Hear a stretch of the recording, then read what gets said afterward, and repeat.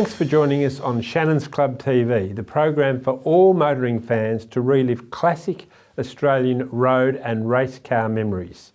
Join us as we look back on the defining points of our feature car and take a road trip in an owner's well-preserved example. We'll also get the latest advice from the Shannons auctions team on what to look out for. So let's get rolling with the unique family sedans, which offered a front-wheel drive alternative to the traditional Aussie 6, the Austin X6 Kimberley and Tasman. The uniquely Australian Austin X6 range deserved more success than it got and was ahead of its time in several respects. But the car's unorthodox character, combined with poor marketing and build quality, ensured these last ever Aussie Austins were also Rans. Launched in early 1971, the X6 encouraged prospective buyers to associate it with British Leyland's premium car, the Jaguar XJ6.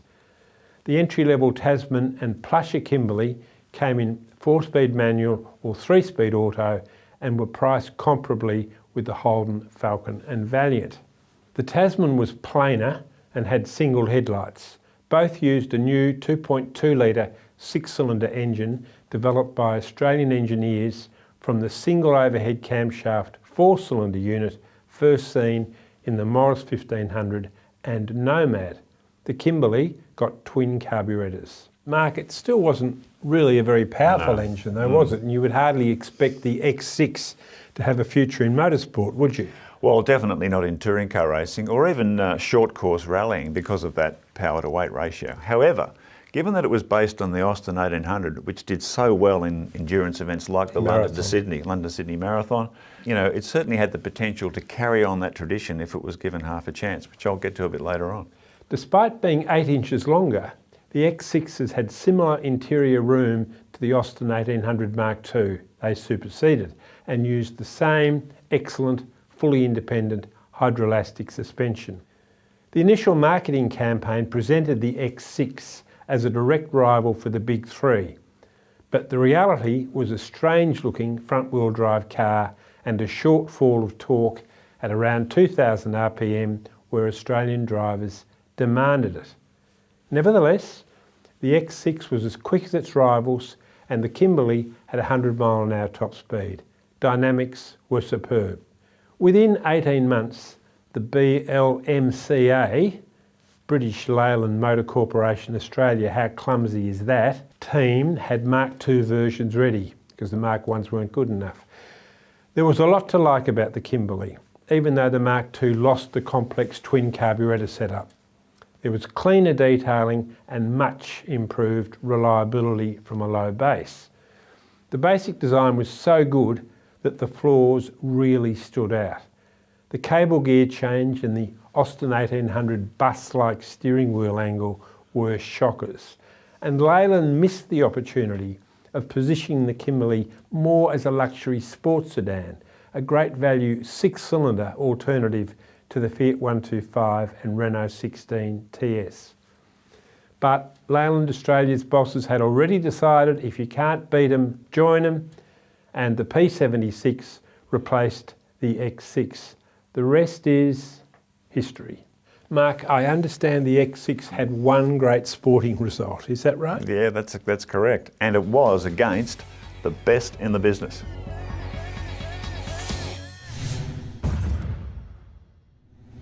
When Irish rally star Paddy Hopkirk finished runner-up in the 1968 London to Sydney Marathon, driving an Austin 1800, it proved how well suited the 4-cylinder front-wheel drive British sedan was to the rigours of long-distance rallying.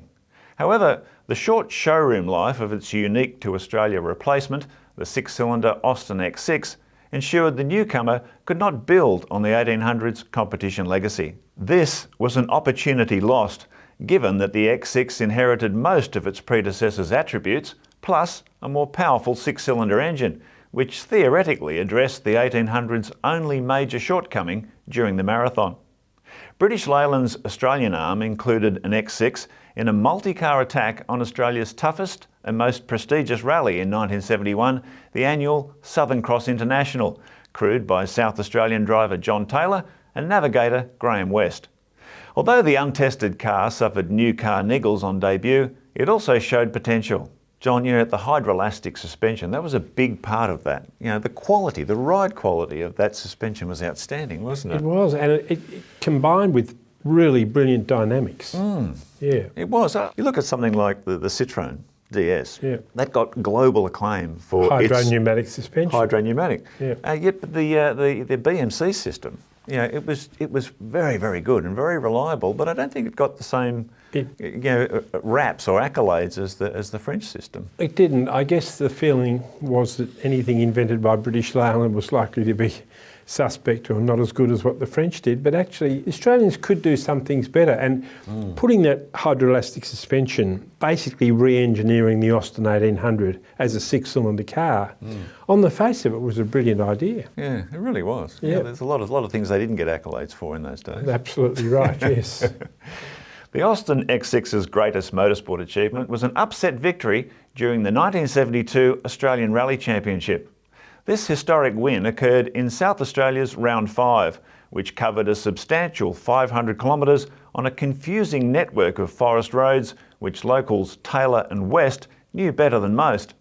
The powerhouse entry included factory teams from Ford, Chrysler and the Holden dealer teams usually dominant Tirana XU1s.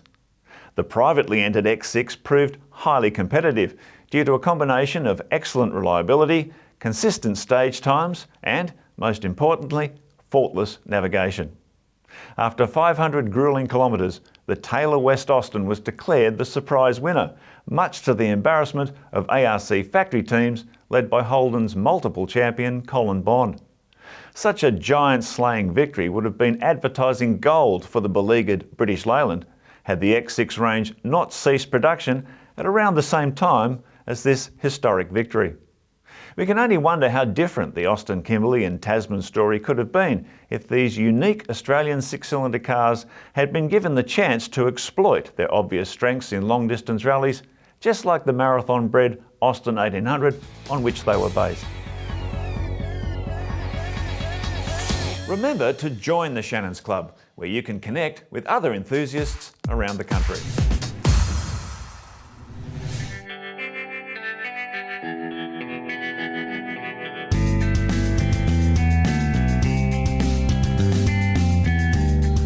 My name's Alex Sloter. I'm better known as Austin Kimberley because I have two very rare cars. Austin Kimberley here, named after the Kimberley Ranges in Western Australia. Only 15,000 units were ever made. The Tasman, named after the Tasman Sea between Australia and New Zealand. It was going to be a spare parts car for the Kimberley, not in bad shape. Had a little bit of rust here and there, and that one's been off the road for quite a long time too. The Kimberley, I found it in a hay shed, and as far as I know, it's been parked up since the early 90s. And it's had a major, no expense spared body resto. Every nut, bolt and washer has been removed at some stage and rebuilt.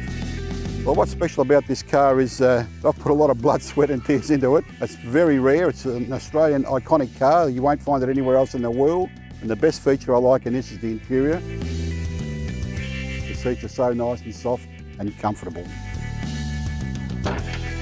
The Kimberley has got a six-cylinder east-west engine, Mark II, 2.2 litre, 4-speed transmission. And the gearbox and engine's all in one unit. The car handles very flat because of its hydroelastic suspension. It doesn't lean. It's pretty good. It goes around corners as if it's on rails. And they're very comfortable to drive. That road like smooth as silk on the highway.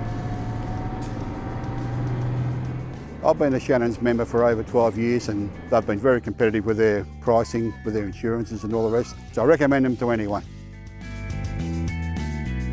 I think the best memory was driving up to Queensland recently. I went up to an Austin's Over Australia rally. We did very well up there, and the best part was having an interview with Unique Car magazine. There you go.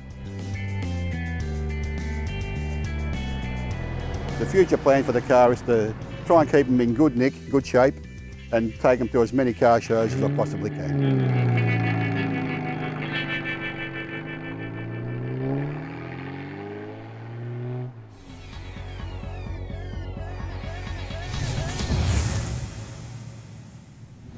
Shannons National Auctions Manager Chris Borobon joins us with a rundown on the Austin X6, Kimberley and Tasman. Welcome, Chris. Hey, John, anyway. Welcome, mate. Another one of those quirky cars from British Leyland. But I guess because they're unique to Australia, would that make their curiosity value, would it be growing given the end of Australian car manufacturing, do you think? Good question. Are you curious about the X6? I'm very curious about the X6. Yeah. Look, we just don't see them around. That's probably the reality of it. Yeah. I'm sure there's probably, a small following in the club scene, but really on the roads, I can't tell you the last time I saw, a Kimberley or a Tasman on the road. I don't think there'd be many around. I mean, the local production, they're only in production for 2 years or something. Yeah, exactly. Only about 12,000 made, and I don't know how many of those would have survived. So if you get one now, that's a very, very unusual sight on the road. It's a most unusual car, really, I think, and of some interest. I think the saddest thing about it, though, is, as we often talk about with British Leyland products, great ideas. Shame about the execution. Shame about the execution. Right. So, we had the Tasman, sort of the entry level, if you like, and then the more luxurious Kimberley. Yep. If you're looking as a collector, would you be trying to go for the more upmarket one? I think so. That'd be in the pecking order. I think you'd look at probably the Kimberley over the Tasman. But again, I think it's trying to find one. And the Mark II or the early car, because the early Kimberley had twin carburettors, and the Mark II didn't. But I'm wondering whether that makes the original Kimberley perhaps the most collectible of the lot. If they've sorted out all the problems. Any day now. No, well, British Leyland had a terrible habit. British Leyland problems? Problems. Of bringing out a new model, putting it out in the market, and then discovering all the problems with it, with the poor owners, and they'd say, okay, we're going to bring out the Mark II, and that was vastly improved. But the poor old customers who bought the first one, they're stuck with the lemon. Well, they did the Mark II's the way to go. Yeah. They did their durability testing with their customers. Yeah, exactly. Yeah. So, the Mark II, obviously, they sorted out a lot of the problems, and the Kimberley would be the one to change. It sounds like it is the Mark II in the Kimberley model. Yeah. But again, try and find one. And I think probably the avenue there is for the club scene. Yes. And I'm sure club people will know where there is potentially one, that's in existence or two, All those cars, in absolute seriousness, the Austin 1800 Mark II and the Kimberley, they had the potential to be absolutely phenomenal cars. I mean, imagine the backup. There's a lot of enthusiasm for British cars. Yes. There must be good backup for something like that. Look, there must be. And I'd say if you can't find it here, you'd probably find it and potentially find some parts in the UK, I would think. That's true. But look, probably club scene, stick to that, and I think you'd get the club support through there, and really try and find one that's, no rust issues or the mechanicals are easy enough. It would be a car of considerable interest, I think. Yeah, for sure. And also entry-level point. Yeah. So excellent. You're not going to have to spend a lot of money to get into it. That's it. Yeah. Good stuff. Well, thanks very much for joining us, Christoph. And remember, you can keep up to date with all the latest auction news on the Shannons Club website. If you'd like your own competition image of the Austin, Kimberley and Tasman, visit the incredible AutoPix Motorsport Photo Archive. It's interesting when you look at these two cars, isn't it? Because you think of the duration in terms of new product development, new model development. 4 or 5 years. Yeah. And when these cars came out in the early 70s, they're sort of in this gap between the Austin 1800 and the P76. Yeah, the P76 came out 2 years later, so they must have already decided before they launched the X6 that was going to be a stopgap car. Well, it's interesting, isn't it? Like, did they take a gamble? They said, okay, well, we're going to approach the Aussie 6 equation with a different idea, front-wheel drive. Yep. Let's see if it works. If it doesn't work, then we've got the P76 coming along, which is more conventional rear drive. It's a sort of almost a belt and braces type approach, perhaps, And really, I think the X6 is one of the most unfortunate cars in Australian history because it really had the potential to be brilliant. Well, it makes you wonder, though, if it was successful, would they have sold these alongside the P76? So you had two alternatives, front-wheel drive and rear-wheel drive. Holden had briefly had the Commodore and the Kingswood and the Tirana all at the same time. Yeah, more the merrier. That's it, Yeah, all right. We hope you've enjoyed reflecting on the unique Austin, Kimberley and Tasman, and we'll catch you next time on Shannons Club TV. Bye for now.